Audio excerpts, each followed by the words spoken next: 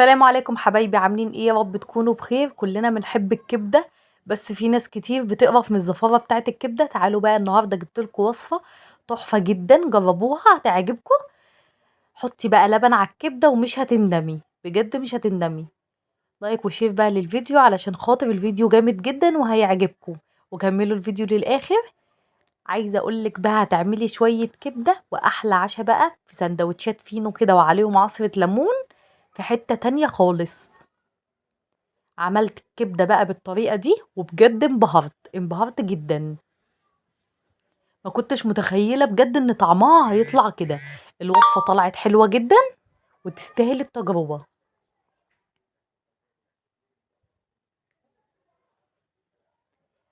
تاكليها بقى كده مع سندوتشات الفينو في حتة تانية خالص. لو مش متابعين صفحتي اتمنى ان انتوا تتابعوني. مطبخ الشيف عامل حاجات حلوة كتير هفيدكم، والفيديوهات بتاعتي هتعجبكم ان شاء الله. وما تنسوش بقى تكتبوا لي في التعليقات كومنت حلو كده زيكم.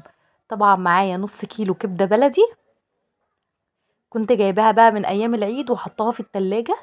هطلعها زي ما انتوا شايفين كده، هي متجمدة يعني نص جمدان، مش متجمدة قوي علشان اقدر اقطعها بالسكينة وتكون سلسة معايا زي ما انتوا شفتوا كده في اول الفيديو. بعد ما قطعتها وحطيتها في الطبق، اهم حاجة الكبدة البلدي، اول حاجة تعمليها فيها ان انت تشيلي البتاع الشفاف ده. طبعا هلبس جرافز عشان خاطر الدم. تشيلي الطبقة الشفافة اللي هي بتبقى على الكبدة دي علشان خاطر ما تشدش معاكي وتطلع جيوسي وحلوة.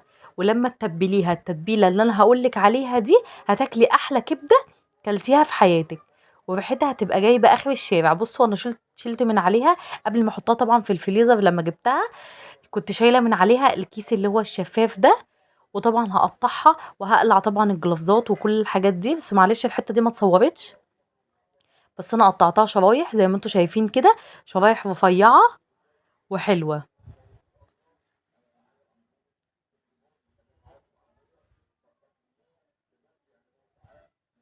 هتجيبي بقى نص كوبايه من اللبن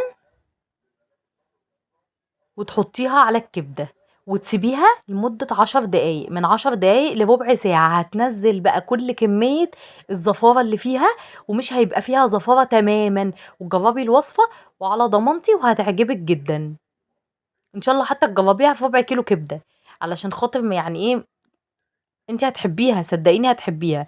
وداعم بقى للخل، مش هنحط على الكبده خل تاني عشان ننزل منها الدم. بالعكس بقى اللبن هيمتص كل الزفاره اللي فيها وكل الدم اللي فيها، وهتبقى طعمها حلو جدا. بعد ما اخلص ربع ساعة من نقعها في اللبن، هصفيها طبعا، هصفي منها كل السوائل الزايدة دي في مصفى. وهبدأ بقى أتبلها التتبيلة بتاعة الأكل العادية. عايزة أقولك بتعمليها ما فيش ريحة زفارة. الشقة ما فيش ريحة فيها زفارة خالص. طبعا انا كده خلاص، ربع ساعة عدت وهصفيها خلاص كده من اللبن. هنزل بقى معلقة توم، معلقة كمون، على كزبرة، على شطة حمرا. هحط بقى شوية من هريس الشطة اللي انا كنت عاملاها معاكم قبل كده. ده البرطمان ده ما اقدرش استغنى عنه نهائيا نهائيا يا جماعة. ده عشقي عشقي، ده بدخله كده في اي اكل. انا مدمنة الشطة، بحب الحاجات السبايسي والحاجات الحراقة، بتبقى طعمها حكاية. هحط بقى معلقة كبيرة كده من هريسة الشطة على الثوم، على الكمون، على الكزبرة. هحط طبعا ملح،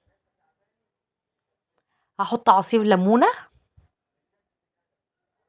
وطبعا بعد ما نزلت بقى كل الزفارة اللي في الكبدة من الدم والحاجات دي كلها، حطيت الملح بتاعي، ظبطت الملح بتاعي.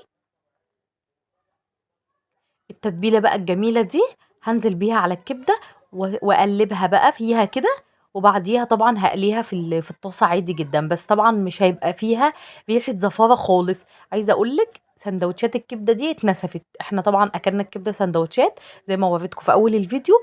السندوتشات حرفيا اتنسفت. ما تنسيش بقى تكوني عملتي لايك حلو للفيديو، وتعملي طبعا متابعة لو لسه مش متابعاني. عصرة بقى الليمونة الجميلة، كبدة يعني ليمون.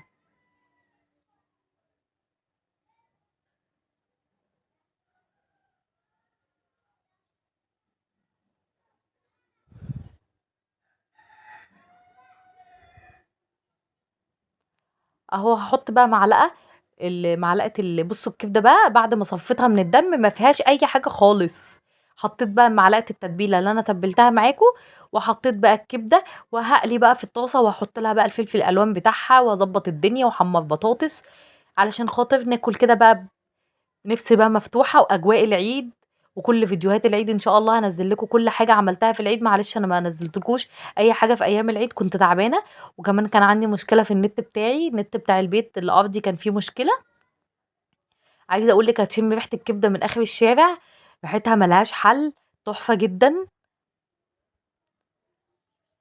بصوا لونها بقى ما فيهاش دم خالص، اللون بتاعها لونها بني وحلو، الدم كله نزل زي ما قلت لكم. وطبعا زي ما انتوا شفتوا وانا بحطها ما كانش فيها اثر للبن خالص. لما بتحطيها في مصفى تصفي كل الحاجات اللي فيها، بترجع تاني ما فيهاش اي حاجه.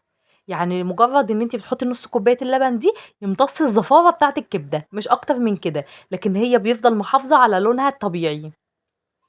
هنحط طبعا عصره ليمون تانية، احنا بنحب الليمون على الكبده، بنعشقها بالليمون. الفلفل الالوان بقى طبعا قطعته وحطيته عليها زي ما انتم شايفين بقى كده، عبال ما تتشوح كده 10 دقايق. الكبده بتاخدش اكتر من 10 دقايق، 5 دقايق كده بالفلفل. والبطاطس هي اتحمرت هطلعها. بتنجانية بقى مقليه، شويه مخلل، سندوتشات فينو، هتاكلي احلى شويه كبده. اتمنى ان الوصفه بتاعتنا تكون عجبتكم، واتمنى ان انتوا تجربوها. ما تنسوش بقى متابعه للصفحه، ولايك حلو، كمان تعليق. اشوفكم على خير، اسيبكم بقى مع الحلاوه والجمال ده.